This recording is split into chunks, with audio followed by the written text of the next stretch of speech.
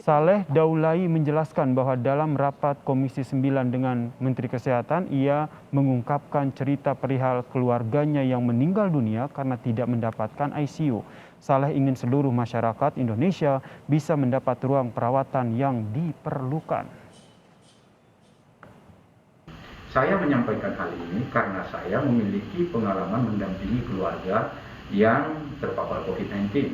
Ada 2 orang sepupu saya yang kebetulan terpapar COVID, dan ketika mereka membutuhkan perawatan di rumah sakit dan membutuhkan ruang ICU, ternyata rumah sakitnya dan ICU-nya penuh, sehingga mereka tidak bisa dirawat dan pada akhirnya juga meninggal dunia. Hal yang sama juga saya sampaikan dialami oleh salah seorang anggota.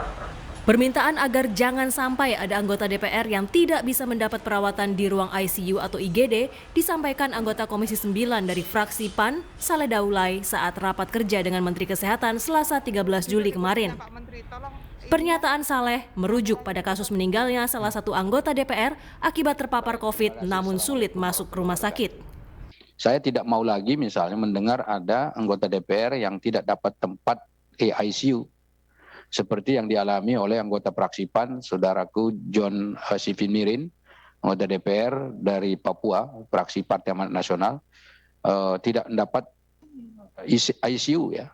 Sampai akhirnya malam terakhir meninggal itu justru meninggalnya setelah dipindahkan ke RSPAD, tetapi hanya 2 jam di ICU sudah meninggal karena terlambat ya, sangat terlambat sekali.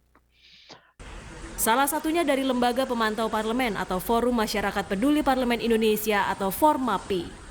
Menurut peneliti Formapi, permintaan Saleh Daulay soal ICU sebagai sesuatu yang konyol dan berlebihan.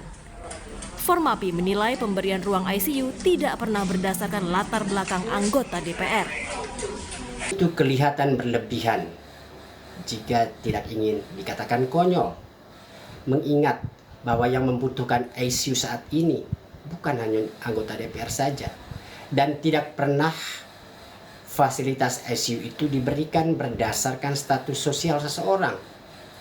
ICU hanya diberikan kepada pasien yang sangat kritis, yang menurut ukuran rumah sakit layak mendapatkannya.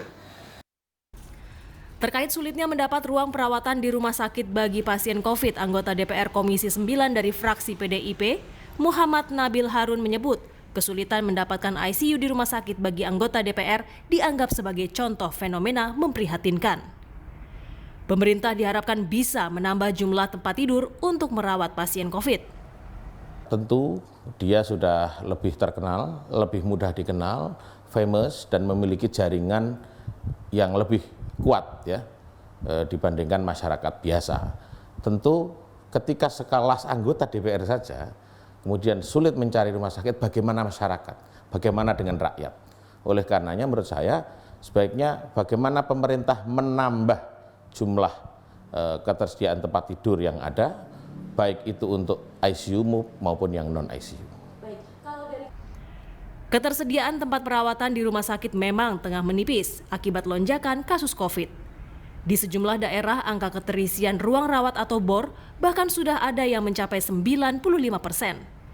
Memang sudah menjadi tugas pemerintah menyediakan ruang perawatan bagi pasien COVID. Namun bukan berarti ada pejabat yang harus mendapat keistimewaan. Tim Liputan, Kompas TV.